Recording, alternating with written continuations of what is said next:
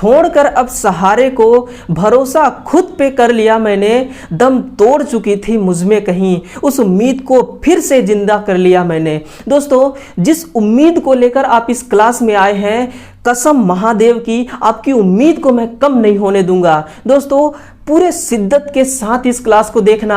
इस क्लास को देखने के बाद आप अपने आप को पहले से और अधिक बेहतर पाएंगे। तो हेलो नमस्कार मेरे ITI इंजीनियर्स, स्वागत है आप सभी का निमी टेक्निकल क्लासेस के यूट्यूब फैमिली में। दोस्तों, आज हम बात करेंगे ऐसे न्यूमेरिकल प्रश्न के बारे में जो कि 19 मार्च 2021 शिफ्ट फर्स्ट में UPPCL का पेपर हुआ था। दोस्तों उसमें आप देखेंगे कि किस किस लेवल के प्रश्न पूछे गए थे जो कि न्यूमेरिकल प्रश्न थे। तो दोस्तों, निकालिए अपना नोटबुक और अपना कलम अपने हाथ में पकड़िए और तैयार हो जाइए। दोस्तों, इससे पहले आप इस क्लास को अधिक से अधिक संख्या में पहुंचा दें, उन विद्यार्थियों तक इनको पहुंचा दें, उन ITI इंजीनियर्स तक आप इस क्लास को पहुंचा दें जिनको दोस्तों इस क्लास की जरूरत है। तो चलिए हम आगे बढ़ते हैं। देखिए, पहला क्वेश्चन है DC मशीन के लिए कि DC मशीन की लैप वाइंडिंग के लिए यदि मशीन में 4 पोल और स्लॉट कितने हैं दोस्तों, 4 पोल हैं और 22 स्लॉट हैं और 6 कॉइल साइड प्रति स्लॉट है, तो कॉइल पिच का मान कितना होगा।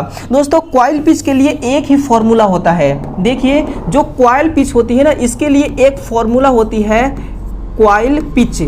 कॉइल पिच बराबर होती है दोस्तों स्लॉट, है ना, कुल स्लॉट बटे पोल। टोटल जितने स्लॉट हैं वो अप्लाई कर दीजिए, कॉइल पिच का मान आ जाएगा। दोस्तों, इस कॉइल पिच को कॉइल स्पैन भी कहते हैं, नोट करना, इसको कॉइल स्पैन के नाम से भी जाना जाता है। देखिए, कॉइल पिच का मान कैसे निकालेंगे आप। टोटल स्लॉट कितने हैं, 22 स्लॉट हैं, है ना, और 6 कॉइल स्लॉट हैं। तो आपको इस 22 स्लॉट, जो 22 टोटल स्लॉट दिया गया है ना, तो 6 कॉइल साइड का जो स्लॉट है इसको आपको माइनस करना होगा। तो देखिए, 22 में जब आप 6 को माइनस करेंगे, 22 में जब 6 को माइनस करेंगे, और पोल कितना दे रखा है इन्होंने, 4 पोल है ना, 4 पोल। अब 22 में से इसको घटाएंगे, कितना बचेगा, 16। कितना बचेगा, 16 बटा 4। अब इसको काटिए, कितने बार में कट जाएगा, 4 बार में। तो कितने हो गए दोस्तों, स्लॉट की संख्या 4 हो गई। अब ध्यान देना दोस्तों, यहां पे एक और क्वेश्चन बन सकता है। वो क्वेश्चन क्या होता है कि n प्लस माइनस 1, है ना, ये सूत्र होता है n प्लस माइनस 1, लेकिन इसके बारे में आपको कुछ भी नहीं पूछा गया है। अगर n के जगह पे हम इसको 4 रखें और प्लस माइनस करें, एक बार अगर इसको हम जोड़ते हैं 1 से, प्लस माइनस 1, अगर एक बार इसको 1 से जोड़ते हैं तो 5 स्लॉट आएंगे, और एक बार अगर इसको घटाते हैं तो 3 स्लॉट आएंगे इस फॉर्मूला के अनुसार। लेकिन दोस्तों, आपसे इस प्रकार की किसी भी फॉर्मूला का जिक्र नहीं किया गया है, ना ही इसके बारे में कुछ पूछा गया है। तो देखिए, इसका जो सही जवाब होगा ऑप्शन नंबर ए इसका करेक्ट आंसर होगा। अगला क्वेश्चन देखिए, किसी सेल के ध्रुवों को जब 4 ओम वाले बाहरी प्रतिरोध से जोड़ा जाता है तो उसका EMF कितना हो गया, 2.2 वोल्ट से गिर करके 1.8 वोल्ट हो जाती है ना। तो बाहरी प्रतिरोध से बहने वाली विद्युत धारा का मान निकालें। देखना दोस्तों, एक बैटरी है आपके पास, एक क्या है, यह है एक सेल। आप एक बाहरी प्रतिरोध लगाइए अलग से और इसको एक लोड के साथ कनेक्ट कर दीजिए, है ना, एक लोड के साथ आपने इसको कनेक्ट कर दिया। देखिए, इसका पहले कितना मान था, 2.1 वोल्ट, 2.1 वोल्ट। किस कंडीशन में था, जब किसी भी प्रकार का ये बाहरी प्रतिरोध, एक्सटर्नल रेजिस्टेंस नहीं लगाया गया था उस कंडीशन में। लेकिन जब बाहरी प्रतिरोध लगा दिया गया तो ये डाउन होके कितना हो गया दोस्तों, 1.8 वोल्ट, है ना, 1.8 वोल्ट हो गया। तो आपको इसमें करंट कितना प्रवाहित होगा ये आपको चेक करना है। तो I बराबर V बटा R होता है। ये वोल्टेज 1.8 रखिए और प्रतिरोध कितना है, 4 ओम, है ना, प्रतिरोध 4 ओम है। इसमें से देखिए, जब आप पॉइंट काटेंगे तो नीचे आ जाएगी 40, कितना हो गया, 18/40। भाग जाएगी क्या, भाग तो नहीं जाएगी। तो क्या करना होगा, एक जीरो लगाइए, हो गया 180। अब कितने बार में भाग जाएगी दोस्तों, 4 चौके 16, 4 बार में, 4 चौके 16, 160 हो जाएगा, बचेगा कितना 20। फिर भाग नहीं जाएगी, आपको एक जीरो और लगाना पड़ेगा। अब कितने बार में जाएगी, ये 5 बार में जाएगी, है ना। तो कितना आ गया फिलहाल 0.45 एम्पियर। ये क्या हो गया, ये जो प्रतिरोध है ना आपकी, इस प्रतिरोध में से 0.45 एम्पियर का करंट प्रवाहित होगा। अगर आपने इस बाहरी प्रतिरोध को नहीं लगाया होता तो शायद इसमें करंट अधिक प्रवाहित होता, है ना। तो यही इसका सही आंसर है दोस्तों, ऑप्शन नंबर ए। अगर जो भी विद्यार्थी ऑप्शन नंबर ए को करेक्ट आंसर किया होगा दोस्तों, उसको क्लियर नंबर मिलेगी। अगला क्वेश्चन देखिए कि एक बैटरी, अभी देखना दोस्तों, अभी 2-3 दिन पहले ही एक क्लास लिया था बैटरी के बारे में, वहां पे मैंने 10 क्वेश्चन सॉल्व कराए थे। आप खुद देख लीजिए दोस्तों कि आपके सामने बैटरी से संबंधित 2 न्यूमेरिकल क्वेश्चन आ गए। यानी कि आप यहां से एवरेज लगाइए कि अगर एक विद्यार्थी, अगर एक स्टूडेंट दोस्तों एक दिन में 50 क्वेश्चन सॉल्व करता है, कितने 50 प्रश्न अगर वो हल करता है एक दिन में, और 1 साल तक वो लगातार तैयारी करता है, 1 साल में कितना दिन होगा, 365 दिन, है ना। आप इसको 365 से मल्टीप्लाई करेंगे तो शायद समथिंग आएगा दोस्तों 18,000 के लगभग कितना आएगा 18,000। यानी कि 1 साल तैयारी अगर वो करेगा तो 18,000 प्रश्नों को वो सॉल्व करेगा। अब देखना 18,000 प्रश्नों में से जब वो सॉल्व करेगा तो 150 प्रश्नों को एग्जाम में वो सही तरीके से वो हल कर लेगा, है ना।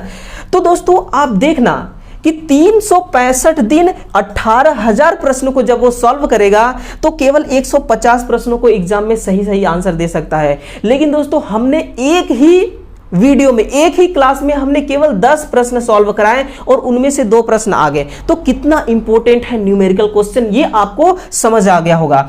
अब देखना दोस्तों यहां पे क्या है कि एक बैटरी में 20 सेल लगे हैं, जिनमें से प्रत्येक सेल का जो ईएमएफ है वो 1.5 वोल्ट और आंतरिक प्रतिरोध है 0.2 ओम। ये प्रति पंक्ति में सीरीज क्रम में लगे हैं, ठीक है, किस में लगे हैं, सीरीज में, और 5 अन्य पंक्तियों में समांतर क्रम में जुड़े हुए हैं। बैटरी के आउटपुट टर्मिनल पर ईएमएफ कितना होगा। यहां से ध्यान देना दोस्तों कैसे हैंडल करना है प्रश्न को। देखिए यहां पे जो लिख रखा है ना, यहां से दोस्तों यहां तक का क्वेश्चन अलग हो गया, यहां से यहां तक का क्वेश्चन अलग है। अपने को सॉल्व इसको नहीं करना है, यहां से देखिए, यहां से लेकर यहां तक के प्रश्नों को ही हम सॉल्व करेंगे। इसने क्या बोला है कि समांतर क्रम में 5 और बैटरी लगा हुआ है और एक बैटरी का वोल्टेज रेटिंग कितना है 1.5 वोल्ट। देखिए समांतर क्रम में लगाइए, बैटरी एक हो गया, दूसरी बैटरी हो गई, ये हो गई तीसरी, चौथी और 5वीं, ये टोटल 5 बैटरी हो गए। समांतर क्रम में इस प्रकार से ये कनेक्ट हैं। आपने इसको क्या कर दिया, एक वोल्टेज सोर्स के साथ कनेक्ट कर दिया, है ना, इस प्रकार से। इसमें से जो बैटरी है सबका मान कितना है 1.5 वोल्टेज, 1.5, 1.5, 1.5, 1.5 वोल्ट, है ना, टोटल वोल्टेज। आपको दोस्तों ये पता होना चाहिए कि जो प्रतिरोध होता है ना वो सीरीज क्रम में जुड़ता है और जो बैटरी होती है ये समांतर क्रम में जुड़ती है। वोल्टेज रेटिंग, तो देखिए इसको वोल्टेज को आप जोड़ देंगे 1.5 प्लस 1.5 प्लस 1.5 प्लस 1.5, टोटल कितना आ जाएगा, देखिए 1.5 और 1.5 वोल्ट 3 हो गया, फिर 1.5 और 1.5 वोल्ट 3 हो गया, यानी कि टोटल कितना हो गया दोस्तों 6 वोल्ट। टोटल कितनी हो गई 6 वोल्ट, सॉरी कितने हैं 5 है ना, 5 है, एक और यहां पे ऐड करना होगा, तो 15 × 5 = 75, 7.5 वोल्ट कितना हो गया दोस्तों 7.5 वोल्ट। ऑप्शन नंबर सी इसका करेक्ट आंसर है, 7.5 वोल्ट। सीरीज में दोस्तों क्या दे रखा है वो आपको नहीं देखना है, आपसे केवल ये पूछा गया है कि अगर हम इसी 1.5 वोल्ट वाले बैटरी को अगर हमने समांतर में जोड़ दिया तो फिर आउटपुट में टर्मिनल पे, यहाँ पे ये क्या है टर्मिनल वोल्टेज, यहाँ कितना मिलेगा 7.5 वोल्ट टर्मिनल पे आपको वोल्टेज प्राप्त होगा। यही आउटपुट में आपको मिलेगा जिससे आप लोड कनेक्ट करेंगे। तो इसका आंसर होगा ऑप्शन नंबर सी। अगला क्वेश्चन देखिए कि जब एक पीएमएमसी उपकरण के टर्मिनल पर विभवांतर कितना है 75 मिलीवोल्ट और वह 25 मिली एम्पियर का पाठ्यांक दर्शाता है। 50 एम्पियर के संगत पूर्ण स्केल डिफ्लेक्शन के लिए शंट रेजिस्टेंस का मान ज्ञात करें। दोस्तों, जिस टॉपिक से उम्मीद नहीं रहती है ना स्टूडेंट को, उस टॉपिक से भी पूछ लिया जाता है। इसलिए आप किसी भी टॉपिक को इग्नोर नहीं कर सकते, है ना। हर एक टॉपिक को आपको उतना ही महत्वता देना है जितना कि आप दूसरे टॉपिक को महत्व देते हैं। तो देखिए, अभी मापन उपकरण वाले यूनिट से दोस्तों आ गया क्वेश्चन ना। अब आ गया क्वेश्चन तो सामना तो आपको करना ही होगा। तो देखिए कैसे सामना करते हैं। एक पीएमएमसी मीटर है, permanent magnet moving coil meter है। इसका जो टर्मिनल पर विभवांतर है 75, कितना है 75 मिलीवोल्ट। डायरेक्ट पॉइंट पे आते हैं दोस्तों। हमसे पूछा गया है कि जो शंट रेजिस्टेंस है ना वो कितना होगा। तो देखना, शंट का रेजिस्टेंस ज्ञात करने के लिए सूत्र होता है RSH बराबर मीटर का प्रतिरोध बटा मीटर का गुणज -1। ये दोस्तों एक फॉर्मूला है शंट का प्रतिरोध ज्ञात करने के लिए। लेकिन माय डियर, यहां पे आपको RM का भी मान निकालना पड़ेगा और मीटर का गुणज का भी मान निकालना होगा, क्योंकि कुछ भी नहीं है आपके पास। तो देखिए, RM निकालने के लिए क्या सूत्र होता है, RM बराबर VM बटे IM, है ना, VM बटे IM। अब यहां से आपका RM निकल आएगा। तो देखना, इस फॉर्मूला को आप यूज करिए। VM यानी कि मीटर का वोल्टेज कितना है, देखिए 75 मिली वोल्ट, है ना। RM बराबर 75 मिली का मतलब होता है दोस्तों 10 की घात -3। और VM, सॉरी, ये विभवांतर है और आपको IM देखना है कि जो पाठ्यांक दर्शा रहा है वो कितना है 25 मिली एम्पियर। 25 गुणे 10 की घात -3। अब देखना, यहां पे 25 से 75 कट जाएगी 3 बार में, और 10 की घात -3 से 10 की घात -3 ये आपस में कट गई। कितना आ गया, 3 ओम आ गया। RM का मान कितना मिल गया, 3 ओम। अब हमें क्या ज्ञात कर रहे हैं दोस्तों, इस N को। N जो होता है ना, ये क्या होता है, एमीटर का गुणज। देखिए, एमीटर का जो गुणज होती है ना, उससे हम करंट ज्ञात करते हैं। क्या ज्ञात करेंगे, करंट ज्ञात करेंगे। तो इसका फॉर्मूला होता है दोस्तों I बटा IM। अब देखना, यहां पे ये I क्या है, जो आपको मापना है और जो मीटर का करंट दिया गया है ना। तो N बराबर क्या हो जाएगा, आपको मापना कितना है दोस्तों, 50 एम्पियर मापना है ये, और ये अभी डिफ्लेक्शन दिखा रहा है मीटर का 25 मिली का मतलब 10 की घात -3। अब देखिए, जब इस 10 की घात -3 को ऊपर ले जाएंगे तो क्या बन जाएगा, 50 गुणे 10 की घात +3 हो जाएगी, है ना, नीचे हो जाएगी 25। अब देखना दोस्तों, यहां से क्या होगा कि आप 25 से 50 कट जाएगी 2 बार में, तो मैं इसको लिख सकता हूं 2 और 10 की घात 3 है, इसको 2000। ये गुणज आ गया, एमीटर का गुणज निकल के आ गया N। अब इस सूत्र के अनुसार आप यहां पे डाटा को रखिए। RM हमें कितना मिला था, 3 ओम, जो कि आपके सामने उपस्थित है 3 ओम। N का मान कितना मिल गया दोस्तों, 2000 -1 करिए। अब सिंपल दोस्तों, आपका ये जो आपका प्रश्न है ना, अब बिल्कुल अपने हद में आ गया, है ना। देखिए, जब आप इस 2000 को घटाएंगे 1 से तो कितना होगा, 1999। अब यहां से ध्यान दीजिएगा दोस्तों, भाग जाएगा नहीं तो आप क्या करेंगे, 0 लगाएंगे, है ना, एक 0 लगाएंगे। अभी भी भाग नहीं जाएगी, एक और 0 लगाएंगे, एक और 0 लगा दिया। अभी भी भाग नहीं जाएगा, एक और 0 लगाना होगा, तो आप एक और 0 लगा दे। अब भाग जाएगी, कितने बार में जाएगी भाग, देखिए कितने बार में भाग जाएगी, 19, एक बार में। कितने बार में, एक बार में, है ना, एक बार में भाग जाएगी। तो अगर 1999 में 3000 को घटाएंगे तो कितना बचेगा, 1001 बचेगा, है ना, 1001। अब भाग फिर से नहीं जाएगी तो आप एक 0 और लगाएंगे, तो कितना हो गया, 10,010। अब भाग कितने बार में जाएगा दोस्तों, 19 पंचे 95, 19 पंचे 95, कितना हो जाएगा, 9,995। यानी कि ये 5 बार में चली जाएगी। कितना हो गया, 0.0015। यही आपका शंट रेजिस्टेंस हो गया, है ना।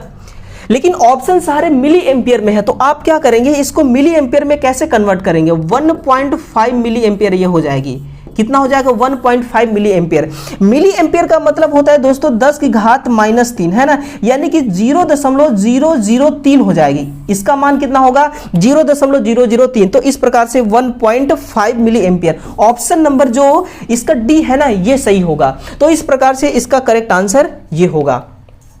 अब देखिए अगला प्रश्न क्या है आपके सामने, कि उस आवधिक वोल्टता का आरएमएस मान क्या होगा जिनमें समान समय अंतरालों के लिए निम्नलिखित मान अचानक एक मान से अगले मान में बदलते हैं। आप यहां से देखिए हर मान अचानक बदल रहा है। पहले कितना है 0 वोल्ट, फिर अचानक 5 वोल्ट, फिर अचानक 10 वोल्ट, तो इस प्रकार से बदल रहे हैं। देखिए दोस्तों बहुत कम स्टूडेंट इस प्रश्न को हल किए होंगे, क्योंकि ये टफ तो नहीं है लेकिन ये टाइम लेगी ज्यादा, है ना। आपके पास हर सवाल को आंसर करने के लिए लगभग 40 से 45 सेकंड का समय होता है। चाहे दोस्तों कोई सा भी एग्जाम हो, सभी एग्जामों में 40 से 45 सेकंड का समय लगता है। मुझे नहीं लगता कि 45 सेकंड में इसका आंसर निकाला जा सकता है। हालांकि उनको ये पूछना नहीं चाहिए ऐसा प्रश्न, लेकिन दोस्तों उनकी मर्जी, है ना। लेकिन हमारा काम है कि हर प्रश्नों का सामना करना। तो देखिए दोस्तों कैसे होगा इसका।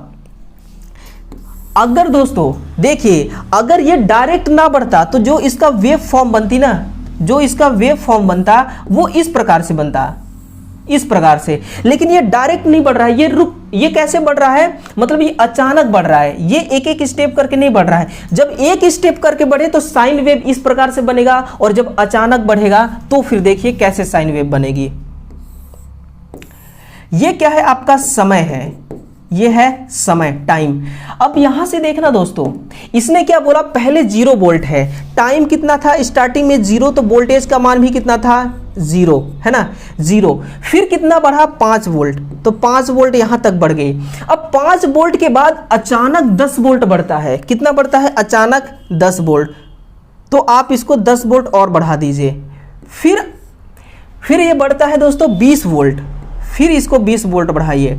ये फिर बढ़ेगा 50 वोल्ट, फिर 50 वोल्ट बढ़ाइए। फिर बढ़ रहा है 60 वोल्ट, तो फिर 60 वोल्ट बढ़ाइए। अब आप यहां से देखेंगे, यानी कि यहां से लेकर के यहां तक का जो मान है ना, वो कितना है, वो है दोस्तों 5 वोल्ट। और यहां से लेकर के यहां तक का जो मान है वो है 10 वोल्ट। इसी प्रकार से यहां तक का 20 वोल्ट। इसी दोस्तों ऐसे ऐसे ये बढ़ रही है। फिर इसने क्या कर दिया, फिर इसने दोस्तों 60 वोल्ट के बाद फिर 50 पे आ गए। 50 की वैल्यू कहां से है, यहां से ना, तो यहां आ गई, ये आ गई। फिर घट के 20 पे आ गई। अब देखना 20 कहां पे है, यहां पे है ना, तो 20 डायरेक्ट यहां पे घट के आ गई। फिर ये कितने पे आई, 20 के बाद 10 पे आ गई। आपकी 10 यहां पे है, तो ये 10 यहां पे घट के आ गई। फिर आ गया दोस्तों 10 के बाद 5 पे, है ना, यहां पे आ गई, ये घट गई।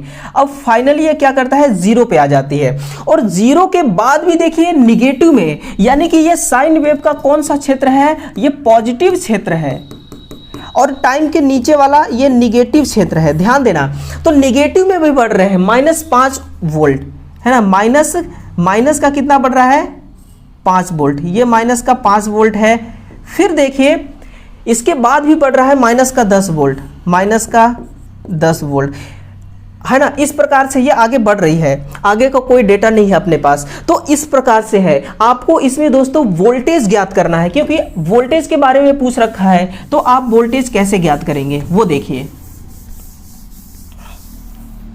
देखिए दोस्तों Vrms वोल्टेज का क्या ज्ञात करना है, हमें आरएमएस मान ज्ञात करना है ना। तो आरएमएस मान ज्ञात करने के लिए एक फॉर्मूला होता है, करंट का और वोल्टेज का एक समान होता है। देखना जो करंट में ज्ञात किया जाता है ना, वही वोल्टेज में भी ज्ञात होता है। V1 square plus V2 square, आगे इसको डॉट डॉट डॉट करते लेते जाइए Vn स्क्वायर तक। n का मतलब है कि अनंत दोस्तों, जितना आप मर्जी उतना n की जगह पे संख्या रखते जाइए, है ना। हमारे पास इतना डेटा है, बटा n। अब Vrms बराबर क्या होगा, √ V1, पहले वोल्टेज कितना है 0, तो 0 को स्क्वायर करिए। फिर कितना है दोस्तों 5 का स्क्वायर करिए, फिर 10 का स्क्वायर करिए, फिर 20 का स्क्वायर करिए, फिर 20 के बाद कितना है 50 वोल्ट, 50 का स्क्वायर करिए,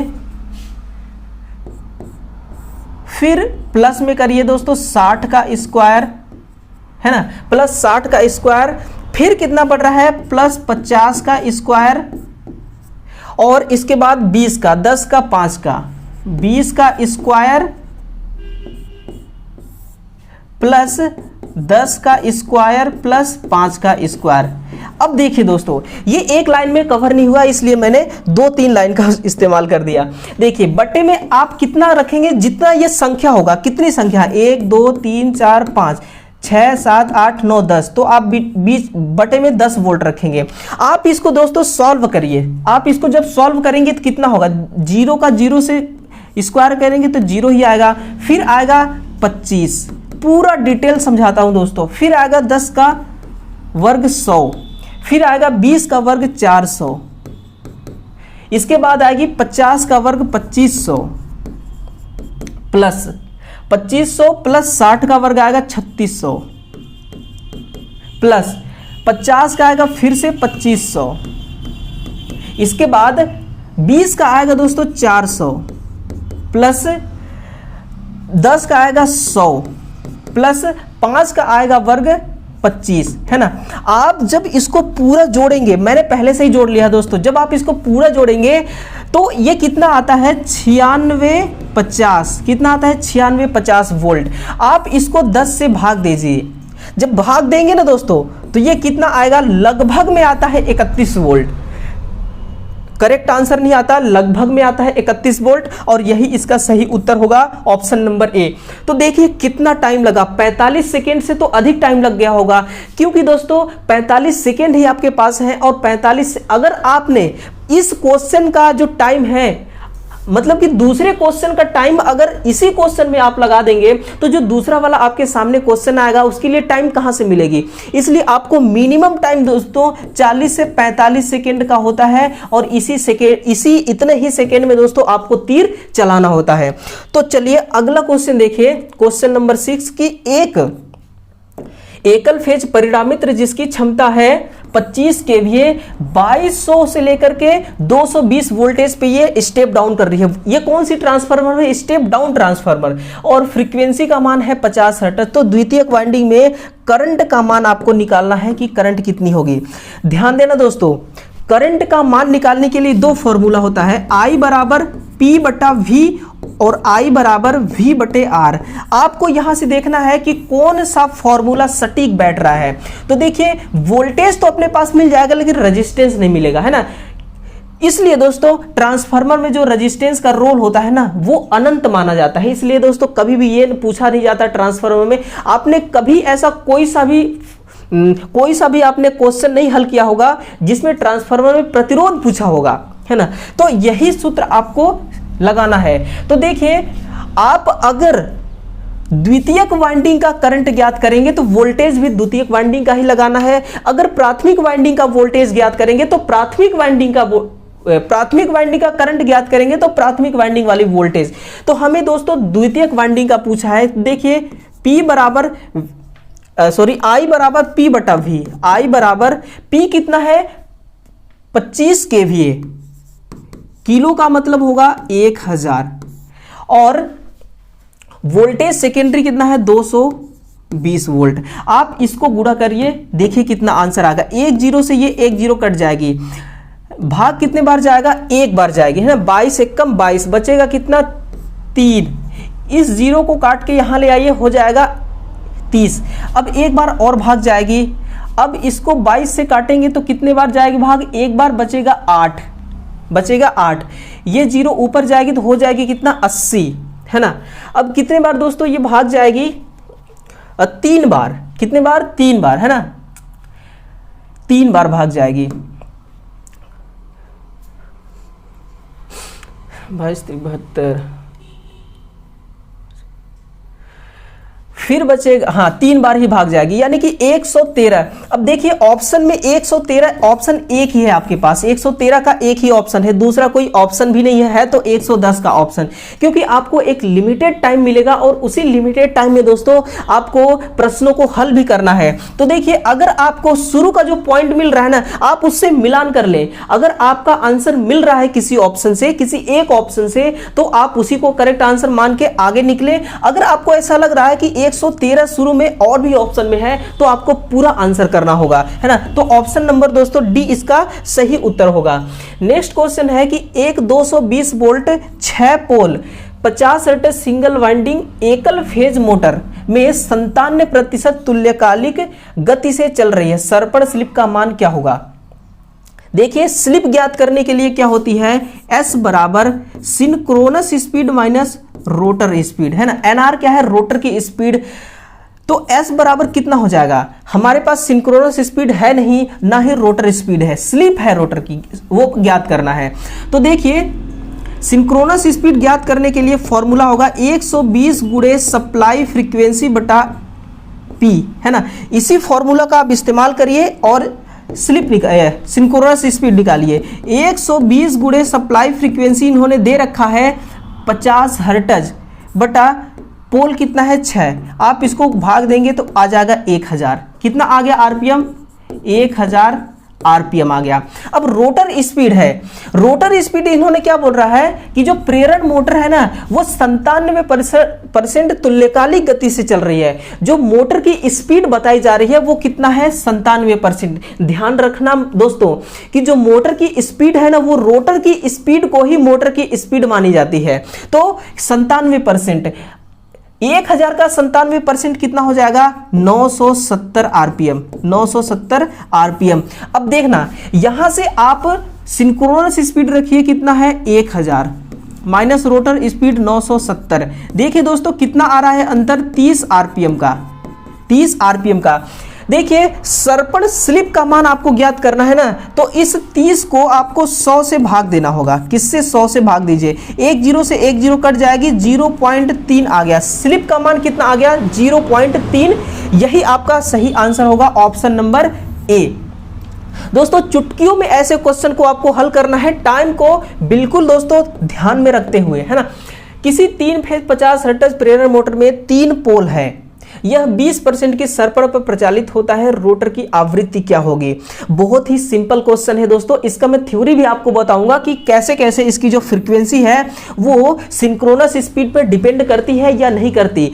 देखिए रोटर की फ्रीक्वेंसी ज्ञात करना है तो क्या होगा, FR स्लिप गुणे FS, स्लिप गुणे FS, है ना। आपको FR ज्ञात करना है, रोटर की फ्रीक्वेंसी। स्लिप इन्होंने दे रखा है 20%, कितना है 20%, तो 20 बटा 100 हो जाएगी, गुणे स्लिप सप्लाई फ्रीक्वेंसी कितना है दोस्तों 50 हर्ट्ज, 50 हर्ट्ज। अब यहां से देखिए क्वेश्चन हो गया आसान है, ये है ना। ये 50 काट देगा 100 को 2 से और 2 काट देगा 20 को 10 से, कितना आ गया 10 हर्ट्ज आ गई। ऑप्शन नंबर दोस्तों इसका ए करेक्ट आंसर होगा 10 हर्ट्ज। अब देखिए दोस्तों पहले हम समझते हैं कि रोटर की फ्रीक्वेंसी क्या होती है। देखिए इसकी जो थ्योरी है ना वो समझिए दोस्तों कॉन्सेप्ट के साथ, कि जो रोटर हमारी जब देखना, जब रोटर क्या करती है, जब रोटर अपने स्टैंड स्टिल अवस्था में होती है, स्थिर अवस्था में, जब रोटर दोस्तों उसकी जो स्पीड होती है ना, उसकी स्पीड 0 आरपीएम होती है, तो उसको कहते हैं स्टिल स्टैंड पोजीशन, स्थिर अवस्था। तो उस समय जो इसकी फ्रीक्वेंसी होगी सप्लाई फ्रीक्वेंसी के बराबर भी होगी, है ना, बराबर ही होगी। आर रोटर फ्रीक्वेंसी बराबर होगी सप्लाई फ्रीक्वेंसी। किस कंडीशन में, जब मोटर रुकी हुई होगी। जैसे ही रोटर घूमना स्टार्ट करता है, धीरे धीरे धीरे स्टार्ट करने लगती है, तो उसमें स्लिप भी जुड़ जाती है, तो फिर ये सूत्र बन जाता है। फिर दोस्तों जो सप्लाई फ्रीक्वेंसी और रोटर फ्रीक्वेंसी के बीच में जो इसका समानुपाती था ना, वो दोस्तों अब उसके बीच में स्लिप भी ऐड हो जाएगी, क्योंकि जो आपकी सिंक्रोनस स्पीड है और जो आपकी रोटर स्पीड है ये अब बराबर नहीं रह गई ना, इसमें कुछ ना कुछ अंतर है। क्या है, अंतर है, और वही अंतर आ जाता है इस फ्रीक्वेंसी में। तो अगला क्वेश्चन देखिए कि 100 kilowatt 200 volt long shunt compound generator में नगण्य आर्मेचर प्रतिरोध होता है।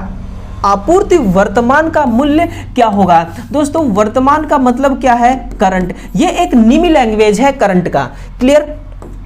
आपको क्या ज्ञात करना है, वर्तमान करंट ज्ञात करना है। देखिए पावर है आपके पास और वोल्टेज है, तो वही वाला सूत्र लगाएंगे, I बराबर P बटे V। पावर कितना है दोस्तों, 100 किलो का मतलब होगा 1000 बटा वोल्टेज है 200। बहुत आसान क्वेश्चन थे, बहुत आसान। 2 जीरो से इस 2 जीरो को आप काटिए और 2 से कट जाएगी, ये 10 कटेगी 2 बार में, है ना। कितने बार में कट जाएगी, 2 बार में, 5 बार में। ये 5 बार में कट जाएगी, है ना। 1 मिनट, 100 और 1000 ये किलो का हो गया, और ये कितना है 200। 2 जीरो से तो ये 2 जीरो कट जाएगी, 2 पचे 10 और ये 2 जीरो 500। कितना हो गया दोस्तों, 500 एम्पियर। ऑप्शन नंबर ए इसका करेक्ट आंसर होगा, 500 एम्पियर। अगला क्वेश्चन देखिए कि 50 हर्ट्ज वोल्टता उत्पन्न करने के लिए 2 पोल वाले तुल्यकालिक जनरेटर की गति क्या होगी।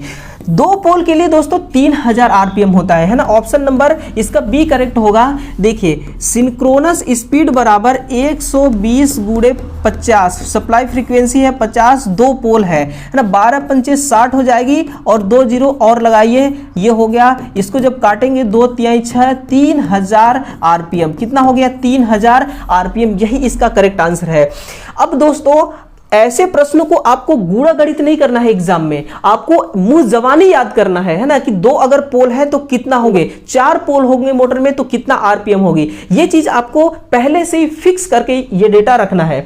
तो इस प्रकार से दोस्तों 10 प्रश्नों को हमने सॉल्व कर लिया। अब आप बताइए, आपको यकीन दोस्तों हो गया होगा कि जो इसमें 2 प्रश्न आए थे। सबसे पहला दोस्तों जो पीएमएमसी मीटर के बारे में पूछा था, और दूसरी प्रश्न जो आरएमएस मान निकालने के लिए पूछा गया था, वो प्रश्न दोस्तों नए प्रश्न थे। और उन प्रश्नों को हमने किस प्रकार से सही आंसर किया, किस प्रकार से उसको दोस्तों हमने विधिवत मैंने आपके सामने प्रस्तुत किया, तो उस प्रकार से आपको भी दोस्तों इसी प्रकार से आपको भी वहां पे एग्जाम सेंटर में प्रश्नों का सामना करना है और उसका आंसर निकालना है। तो दोस्तों ये रहे 10 प्रश्न। अब आप बताइए आईटीआई इंजीनियर्स आपने क्या सीखा आज, कमेंट करके जरूर बताइए। और इस क्लास को अधिक से अधिक इंजीनियर्स तक पहुंचाने की जिम्मेदारी आपकी है। तो चलिए दोस्तों हम कल फिर से वही कॉन्फिडेंस, वही दोस्तों तजुर्बे के साथ एक और क्लास लेके आएंगे। आप कमेंट करके बताइए कि आपको किस टॉपिक का न्यूमेरिकल क्वेश्चन चाहिए। हम दोस्तों आपके अकॉर्डिंग